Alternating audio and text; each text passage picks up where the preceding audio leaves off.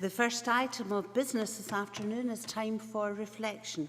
And our time for reflection leader today is Reverend Dr. Stuart Gillen, the Minister of St Michael's Parish Church in Linlithgow. May I thank you, Presiding Officer, for your kind welcome and for this invitation. It's an honour to address Parliament in this time for reflection. May I bring you greetings from St Michael's Parish Church, Linlithgow, that ancient and royal borough with its storied part in the body politic of Scotland through all centuries, the 21st century not least, set to celebrate its annual riding of the marches and Children's Gala Day next week. We are met in this chamber at an historic juncture, with the date for the EU referendum fast approaching.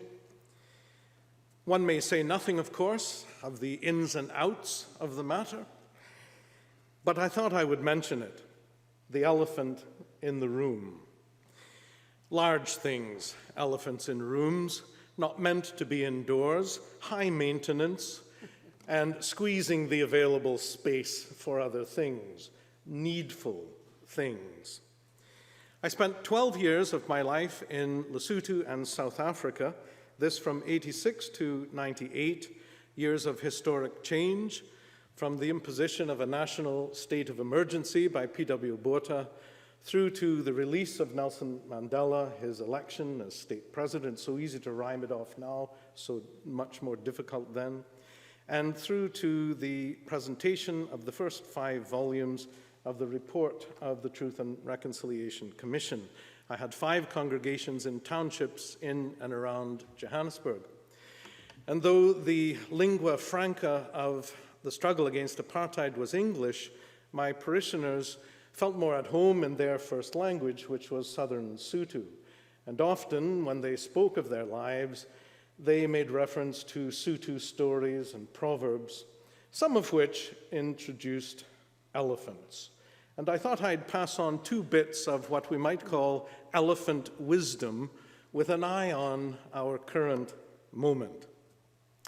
My first lesson came by way of a proverb. When 2 elephants fight, it is the grass that gets hurt. I heard this often in Alexandra Township, where, though they were resilient in defiance, they were also battered and bereaved. They were valiant and vulnerable. Thinking of the proverb today, we might think of refugees and of our desire to welcome them warmly and wisely. It is a call to diligence regarding our care of those who are most vulnerable, even when large campaigns are being waged. The second lesson features an elephant and a hippo. Early on, I received the following guidance, a young Canadian in Africa. You must be like the elephant and not like the hippo. The hippo has a very, very large mouth, very small ears. The elephant, on the other hand, has very, very large ears, a very small mouth. You must be like the elephant and not the hippo. You'll know who you are. The challenge to listen well comes into its own precisely when we disagree with what we're hearing or with the person who is saying it, or both. And there is no end of opportunity to test that elephant wisdom.